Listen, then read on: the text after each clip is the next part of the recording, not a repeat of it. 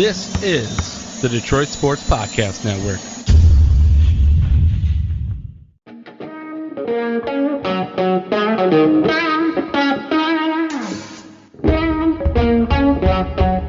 The biggest icon in podcasting.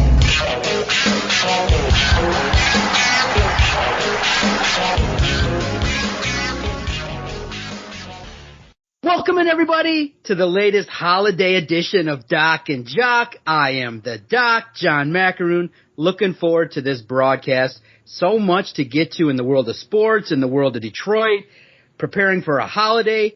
Potentially the residents of Grosse Pointe County are potentially going to sue Wayne County and sue the Water Commission because of the floods. We'll talk about that. Obviously, everything going on with the Tigers. And we got to talk about it right off the bat, because I thought, sometimes we miss the news. But on this day of recording, so much happened that we can break it all down. But I was shocked when I was scrolling through Twitter about half hour after the news broke. I'm like, wait a minute. Oh, hell no.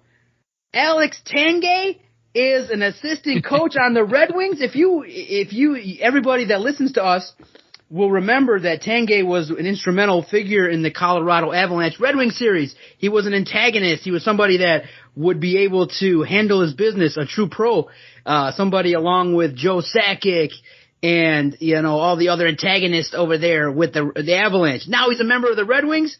I knew you saw that and had something to say about it. You know what? I don't mind it so much. It's okay. Like, at this point, the rivalry doesn't exist anymore. Colorado is so far ahead of the Detroit Red Wings currently that they're the superior team, obviously.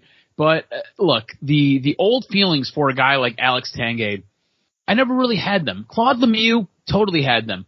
Patrick Roy, even though I loved him when he was a Montreal Canadian, don't necessarily have all those hard feelings for him now. Joe Sakic, him and his nine fingers, don't really have them. Now, Alex Tanguay, he was a guy who, like you said, a bit of an antagonist. He was a guy who knew exactly what he was doing. But here's the thing. It's all about making this Detroit Red Wing team better, right? Their power play last year, 31st in the league. There were only 31 teams in the league last year. They were dead last. They sucked. Alex Tanguay's been coaching. Alex Tanguay's been doing some good things in the minor leagues.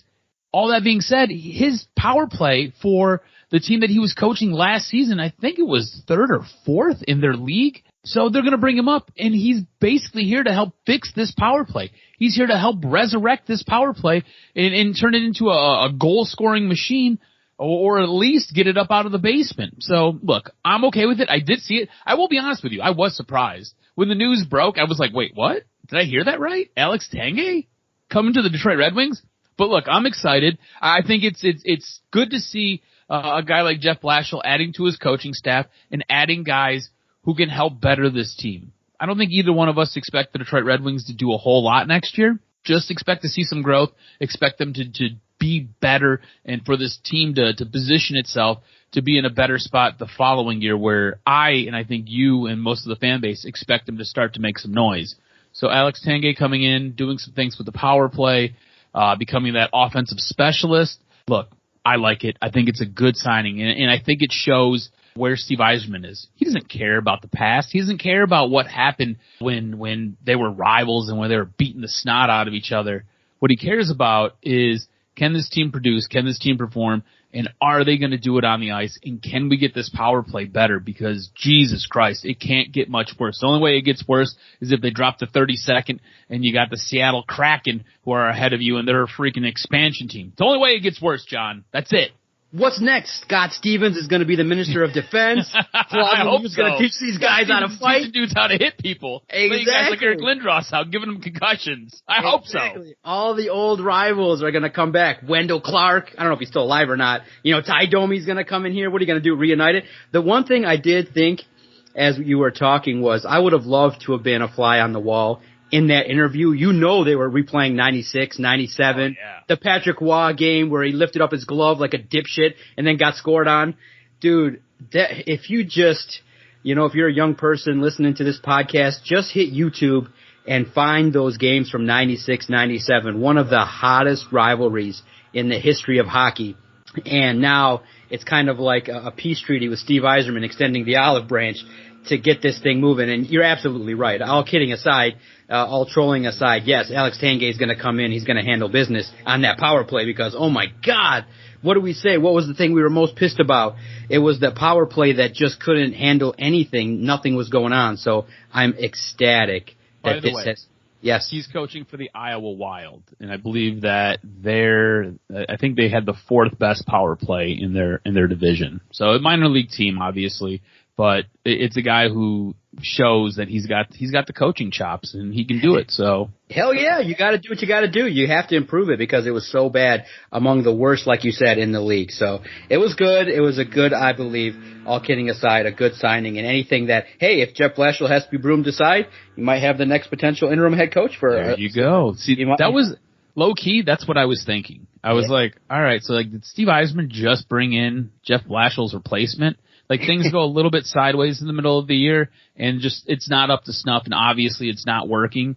Is this the guy? Do you give him basically that trial run that, like, hey, here's 45 games, let's see what you got? And maybe he's successful. Maybe you see a lot of development out of the players, and maybe there's a lot more that he gets out of them that Blashill just wasn't able to squeeze out of this team.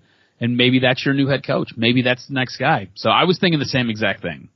Okay. Before we get to the sports, we got to talk about it because this has been one of the weirdest weeks of weather that I can remember in Metro Detroit. And it's going to be interesting as the Rocket Mortgage Classic kicks off 4 days in Detroit. I think the weather's going to clear, but you had moments where it was hot and humid as hell. Then all of a sudden torrential rains. You had, just prior to the start of the week on Sunday, Monday, you had torrential rain pours that just messed things up. You talked about it on our wrestling podcast. You dealt with it. A lot of people in Metro Detroit, Wayne County, Grosse Pointe, especially I-94, dealt with floods, and it really opened up a lot of things. Obviously, the frustration that people had in regards to the streets flooding, people stupidly trying to go through it, when everybody knows if there's water that high, just try to avoid it at all costs. And people still were willing to go through it, and you mess up your car and get stuck. But what was the thing that I think was wise to ask, and what led to a lot of citizens being frustrated, is how does this happen? How does the infrastructure in a major metropolitan city in Detroit fail to be able to pump sewage out of people's basements? Because what started to happen was, and people are starting to kind of peek into it, I caught the news right at the right time on the evening of this recording, the water department has obviously a facility that's in charge of these kind of things, the sewage, and how this thing, removes water at great levels. And what started to happen was the power went out, things went down, and the people that were in charge of the facility weren't able to turn on the generators, weren't able to get the right equipment on and get access to it because the gates were closed. If you look at that, once it was turned on, the next day, the water receded. So you go and you look at it and you say, when residents of Grosse Pointe have their shit flooded and they start losing shit, you start hearing the big words, which is class action lawsuit. And Van Johnson and his law firm is on it because one of their attorneys lost some shit. And he's like, we're going to do a class action because of the fact that the city of Detroit, Wayne County, and the water department was ill-equipped to handle a couple months of rain in a couple-hour period of time. But this is not new. You all remember just a couple years ago, we recorded and joked around regarding one of the torrential rains in the history of this podcast, maybe 4 or 5 years ago. So what were you doing? And that's one of the things I think makes people distrust politics at the highest level, is when we look at it and go, what are you guys worried about? Trying to tax people smoking weed, trying to figure out how to, raise taxes or figure out what's the next building you're trying to put up, instead of doing the basics, the easy stuff, keep our roads clean, keep gas prices down, keeping the ability to, when there's rain, not have sewage backup. So it was the frustration at the highest level. Me personally, I don't have Noah's Ark, but it's happened to me before where rains come in and it's the most annoying thing because you basically have to get rid of shit that you care about.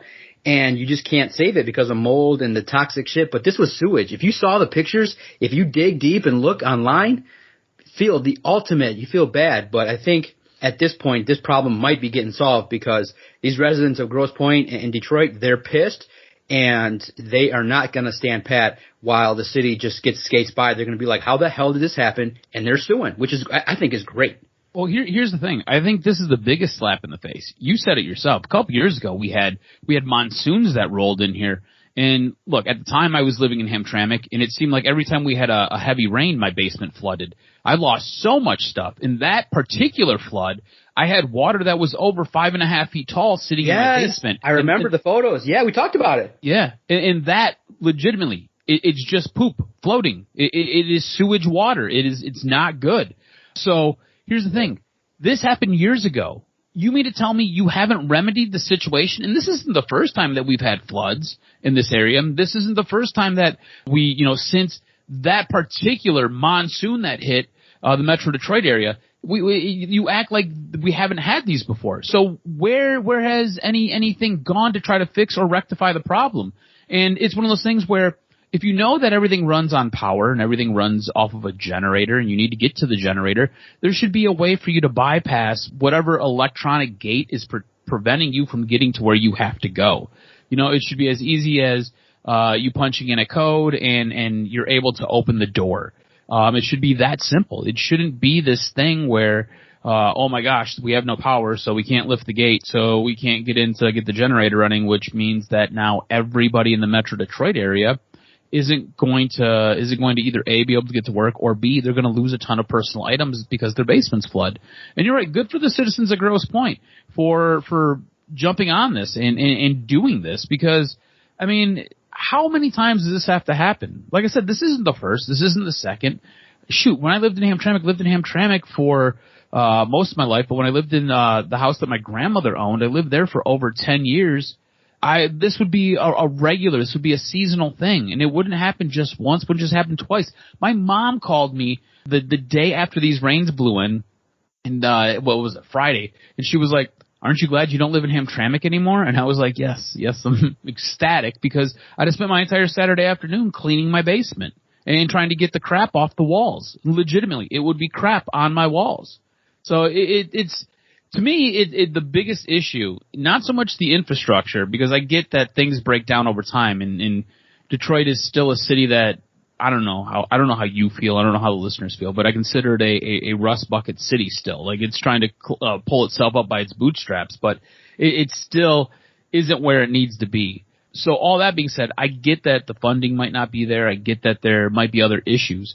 The bigger issue I have is, if you know this is a problem that happens regularly, you know that you have to be able to get to a place.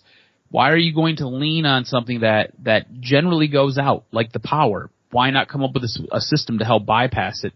You just have to sometimes be smarter, and I don't think that a lot of times people in power are very smart. I think that's part of the issue. Or they're not paying attention, or they just think, this will never happen again. It's like, everything can happen. You got to talk about it. You got to be serious about protecting your citizens, and unfortunately, it's just not the case at all in any situation in regards to politics. That's why, I have always advocated that you live your life, don't depend on the government. They'll tell you they'll give you $300 a week, but you got to fill out 5,000 pieces of paper and tell them your firstborn's name and give them every piece of ID that you ever got. And then when they send you $240, you're like, wait a minute, what's going on? They're like, oh, sorry, you qualify for $300, we'll send it back to you. And you're like, oh my God, forget it. The hassle's not worth any of the help that the government does. And when you really take a look at it, it's the worst run, most disorganized entity in the history of the world, and yet everybody tends to be reliant upon it. And the sooner you realize, just kind of move away from that and use it as entertainment and keep it moving, then you can figure out how to best get your life. But yeah, it's unfortunate for the citizens. And did you see, and of course it would happen in Dearborn, somebody busted out a jet ski and is like, hey, let's go for a tour in sewage water. It's like, that's not the first thing I think about, but us Arabs and us, foreign folk, we try to figure this stuff out and how to be ingenious. Hell, look, man, if you own it, you might as well use it. And what more of a perfect way to use it than rolling through those flooded streets of Dearborn? All right, maybe they need to. Figure out better ways for everything involved to just make sure that the citizens of Metro Detroit can get out of, and if their power goes out, when you have the biggest golf tournament, you don't want any AP writers who have a big following and a massive amount of respect tweeting out, the golf course that's about to host a major PGA championship event for the next 4 days for the world to see, the city doesn't have power. And I saw that and I said, you know what? That's just karma for the PGA Tour being all strict and not letting me in this year. You know what? I was like, well, actually, it was kind of worked out timing-wise because it was better when it was ended on the 31st, but now they do it 1st to the 4th, which is like, that gives me literally like no time to be able to get out there. And I like golf. I like sporting events. And the tickets, man, they're expensive. They are. So look, I was going to go this year. I was kidding. You thought I was serious. The DTE did not say they're coming from 2 to 11, but I was assuming that if they work with one of the major power companies, then that was the message. We're like, well, we'll get out there whenever we feel like it. You know, they have the power grid and they'll be like, can we get on by like 6 a.m. tomorrow? Maybe. And then they just like, okay. It's like, we don't got nothing major going on here, next days. DTE's like, yeah, we'll have it on between 6 a.m. and 10 p.m. on Thursday. Good luck. So, like, I was looking at getting tickets to go to that. I went 2 years ago when they had it. It was fantastic. It was a great event. And I was really looking forward to going back to it again this year. Dude, tickets have skyrocketed for it. I think they've priced themselves out because it's one of those things where it's not worth it for me to pay for that.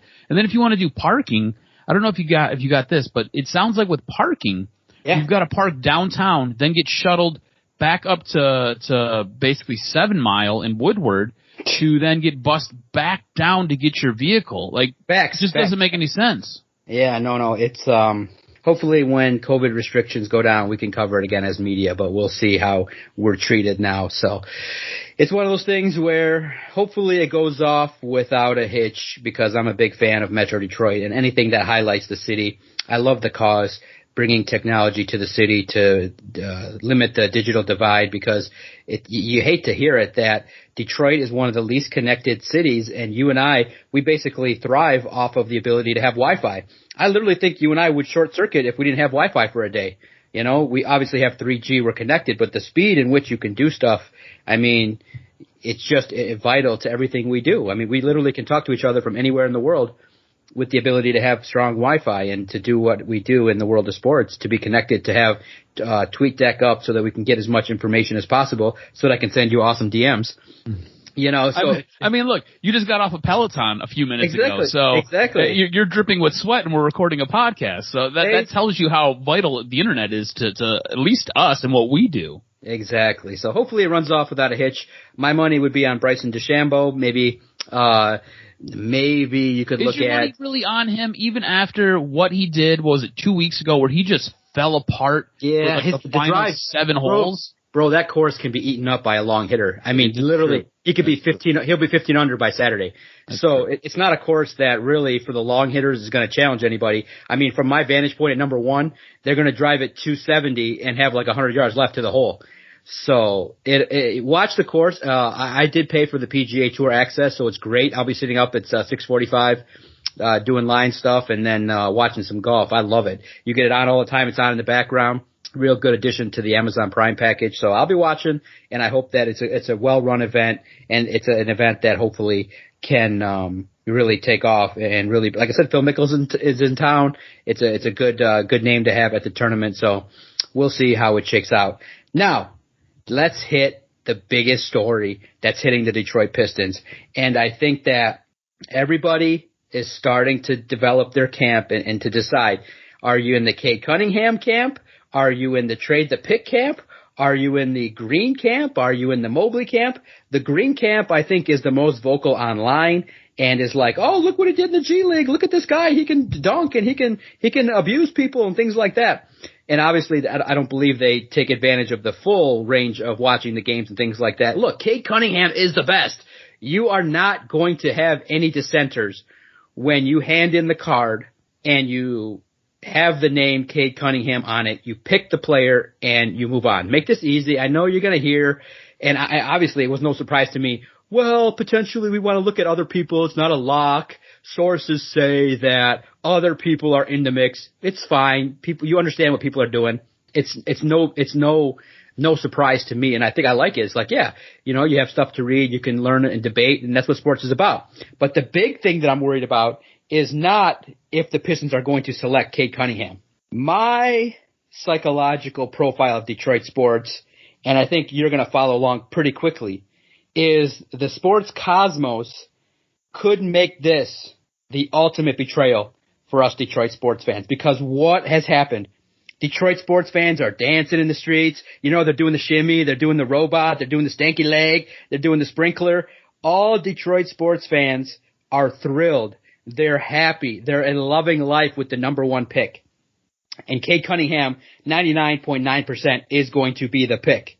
Now, what happens if Cunningham becomes like so many of the number one picks that have been littered, that have struggled? What if the sheer disrespect that Green feels or Mobley feels because he wasn't chosen number one, which is not the fault of the Pistons, the sheer fact that what will be created if you're an athlete that is like me, that's like, oh, anything that's against you is viewed as the ultimate disrespect and will be used as fuel.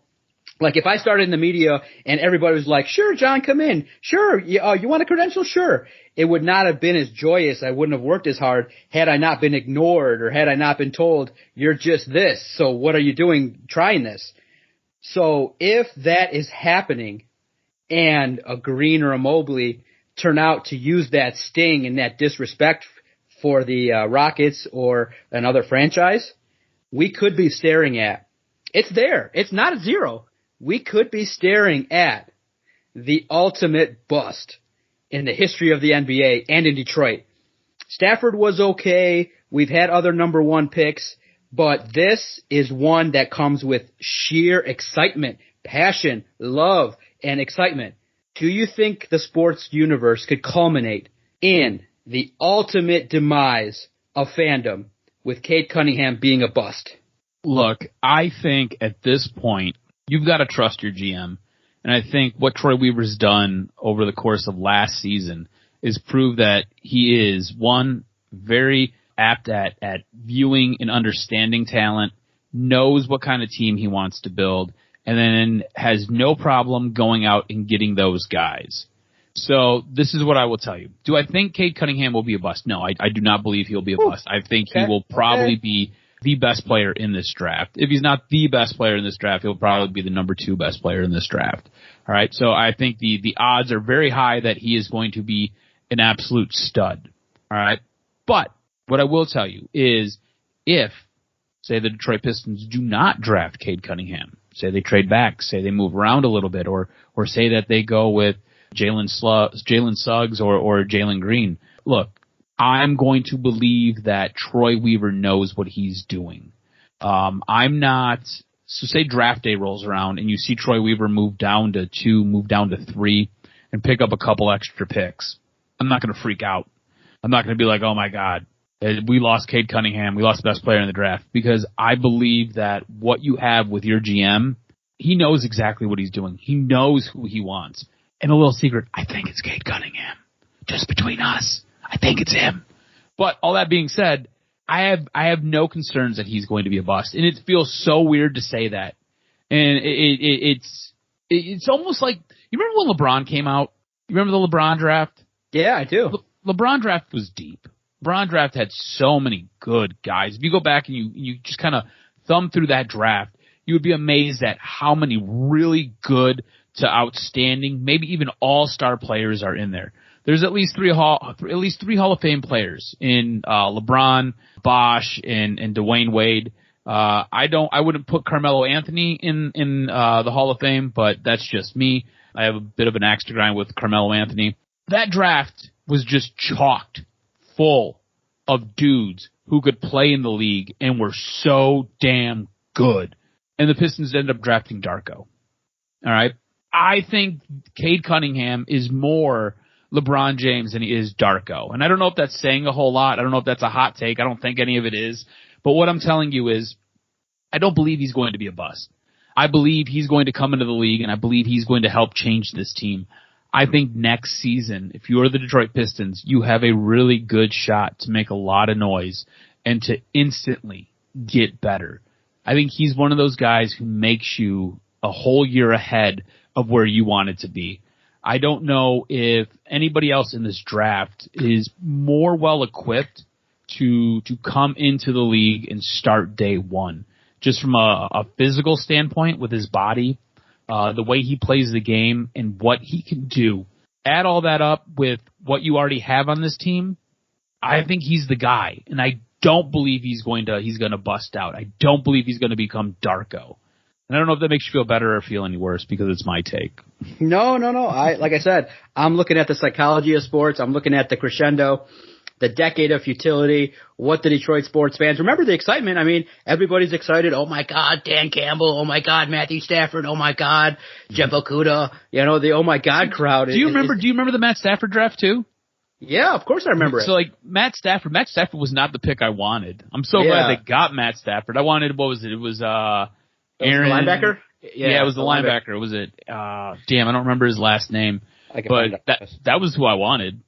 I did not want Matt Stafford. I wanted my Ray Rice. Aaron Curry, pick number 4. Aaron Curry, that's who it was. I wanted my Ray Lewis, not Ray Rice. I wanted my Ray Lewis. I wanted my dude to come in and just revamp that entire defense. Instead I got Matt Stafford. Okay. And I think Matt Stafford was probably that pick. I also remember being upset and disappointed that Sam Bradford wasn't coming out in that draft. Yeah. And like Sam Bradford was the absolute shits in the NFL. So, okay. I just got to put it out there because, our job is to raise the panic level as much as possible because nobody does. Everyone's excited. As much as possible. It's like maybe the polar opposite where in my day job I lower everyone's anxiety and in the sports job I raise everybody's anxiety by asking the pertinent scary questions, and it's funny at the highest level of sports. But it's realistic because you've seen number 1 picks that just haven't done really well in the NBA, and that's the thing is that I think that it's not an exact science in the NBA, and some bad picks too in regards to some of these busts, and it's really fascinating to look at these number 1 picks and how these GMs in the NBA are completely sometimes overwhelmed with what they're doing. I mean, let's just take a quick look here. You have Anthony Edwards. Zion's probably going to be better. DeAndre Ayton, very good, I think is going to be successful. But then you start getting some of the busts. Markelle Fultz, Ben Simmons, Karl Anthony Towns, Andrew Wiggins, Anthony Bennett, Anthony Davis, Kyrie Irving, John Wall, Blake Griffin, Derrick Rose. I mean, you could argue that the last proven franchise guy was LeBron James in 2003.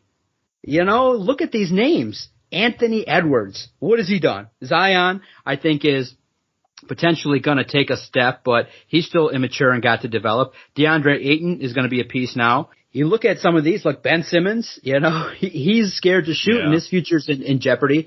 And so you look at it, it's not a guarantee that the number 1 pick is going to put, and you also got to look at it too, like what does the guy have within to be able to compete? Like you never know when someone gets all that cash, the cachet, you start seeing the afterlife, the side things that can happen. You just give him a little taste of that cash and that lifestyle. Does he get that hunger to continue to, gain weight and things like that? But man, cause at the very basics, I know we talked about all the things to make you panic.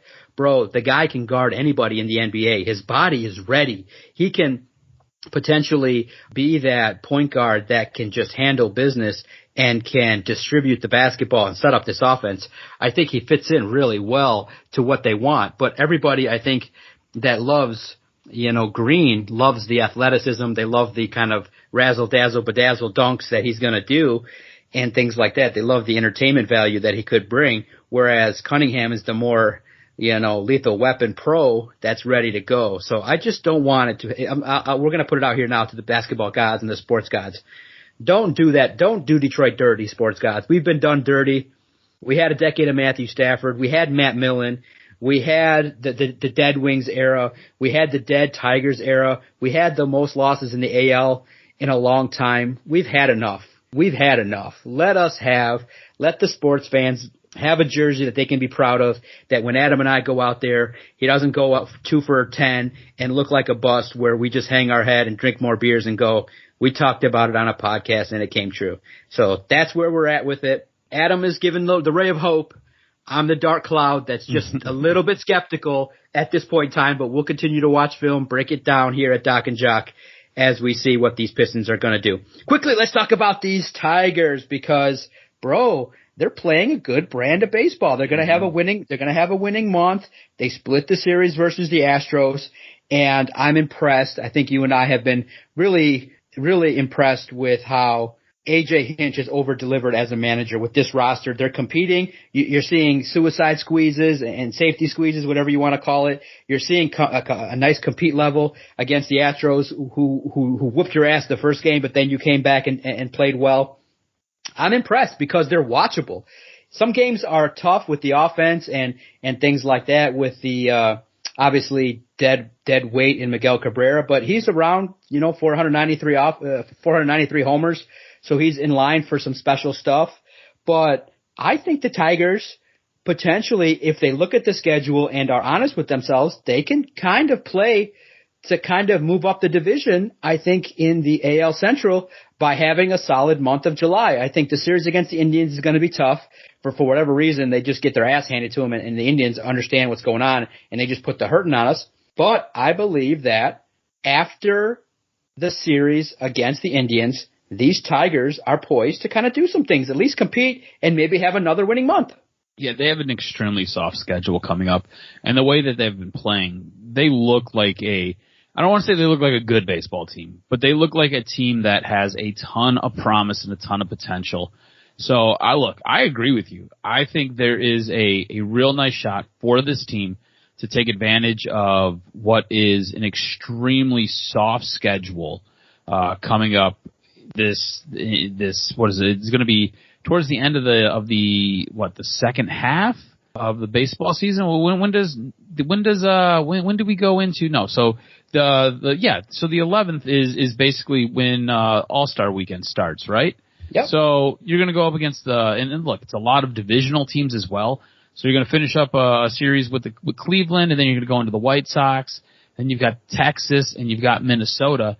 And I think the way the schedule sets up, you should really win probably 65% of these games, which helps move you up a little bit. So okay. I think you're right. Cleveland, for some reason, always has Detroit's number, but all right, look at you. You're a ray of sunshine. You must be getting laid quite a bit, bro. That never happens on this podcast. I know. You must be happy. You must be secure in a relationship or something. You must be getting some on the regular. What's the source of all this happiness? Well, I know you're rich and you're rolling in one of the biggest companies in the world. You're the boss's right-hand man, so that helps. I get you. So now it's translated over into your sports takes. I love it. That's good. All right. I just think sunshine. I think the schedule looks very favorable for this team. And I've been impressed with a lot of pitching from a lot of young guys. And I think what you're getting is a baseball team that doesn't have to go out and play one way. I think the way AJ Hinch has put this roster together and developed these guys, when you need to play small ball, you can play small ball. I mean, they won a game the other night with a bunt squeeze. When does that happen? That never happens. Right. They're stealing bases, so they're deadly on the base path. They're going to make you pay if they get there. If they get to first base, they're going to make you pay. It's a team that does have timely hitting or has shown timely hitting.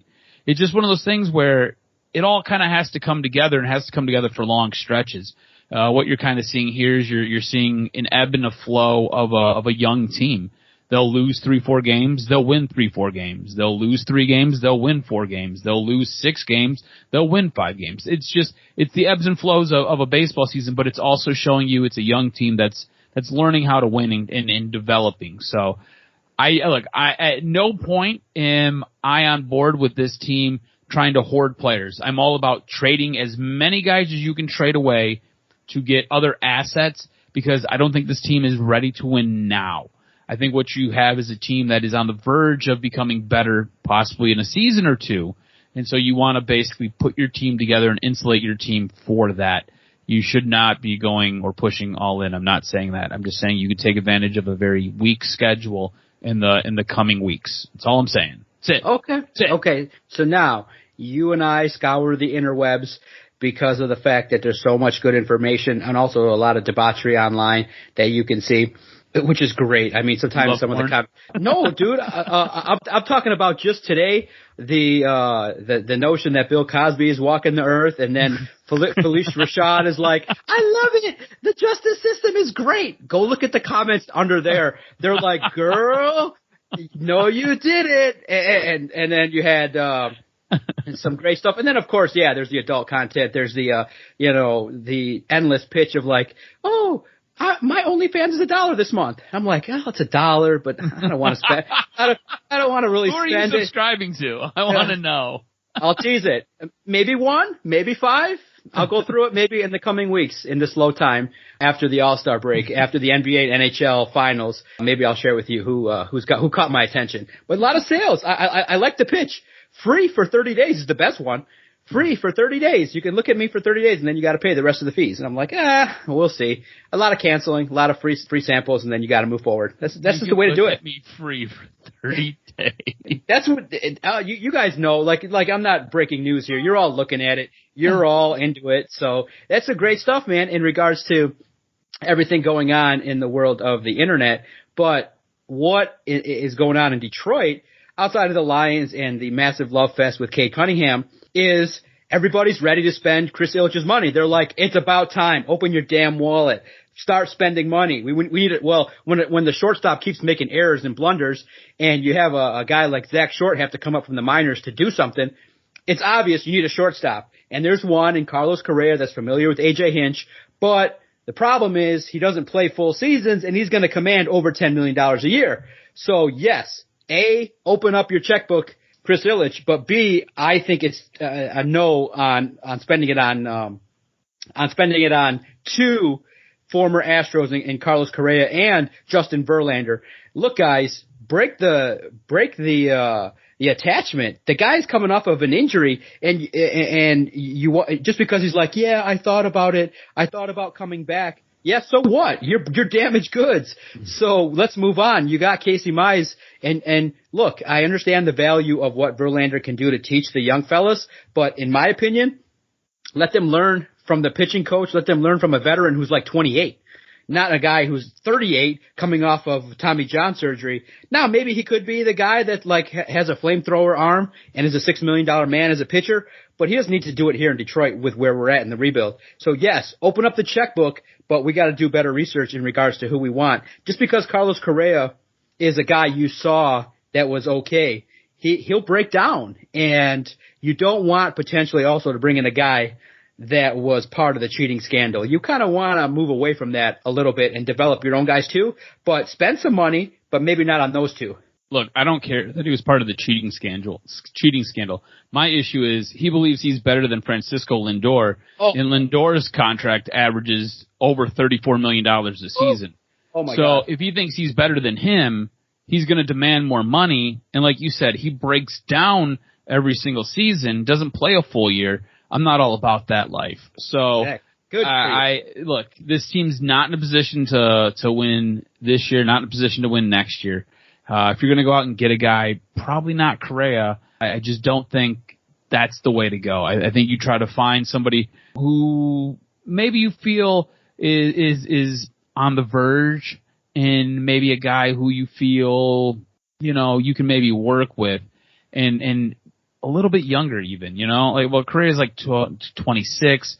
I don't know, man. If it's one of those things where I'm gonna say no to him. Okay, good. It's not happening. No.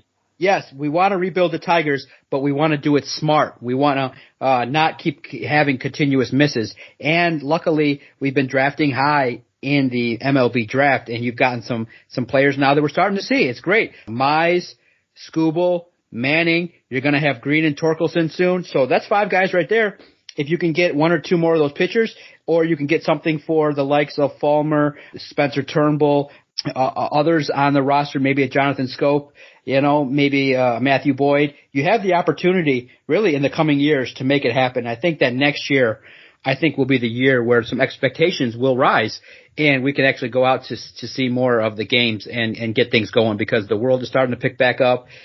Coronavirus has slowed down. The sports world is heating up, and it's a good time. So it's good, man. A lot of good stuff to talk about, and it's good that Pistons, Wings, Tigers, Lions, even though they struggled, I think we're coming out of the doldrums where at any given moment there's 2 or 3 topics to talk about and to vigorously debate, which I love. And I think that you and I will have a good time with it as we progress with Doc and Jock, as the teams rebuild, and as we look at who the next wave is. So you got homework. Weigh in. I asked the question on Twitter at Detroit Podcast, guys. Weigh in. Who has the chance of the best career in Detroit? Maybe we'll look at that in the coming weeks when the solidification of Cade Cunningham comes to Detroit. We can officially decide who will have the best career in Detroit. 4 players, 1 potential prospect from each team that will potentially have a chance to have strong careers. So weigh in at Detroit Podcast. If you've enjoyed what you've heard, if you want OnlyFans recommendations, feel free, hit me up at Detroit Podcast. I trust in the Doc. I'll steer you in the right direction. Doc and Jock also will steer you in the right direction. We'll keep it real here in Detroit. We're not going to be all about that. Oh, look at me. Everything that the Lions do is great. Everything that the Tigers do is great. You know, we're not drinking the Kool-Aid to that degree. We turn on the mics, we let it rip, we keep it real, and that's why we've been around and profitable since 2013. Make sure you follow Adam on Twitter at AdamRSTROZ. Follow the network at Detroit Podcast and hit subscribe anywhere you listen to your favorite podcast. Just type in Detroit Sports Podcast, and when our logo comes up, the beautiful old English D, hit that subscribe button, and our content will find you daily, and you can get in the mix with one of Detroit's premier podcast networks.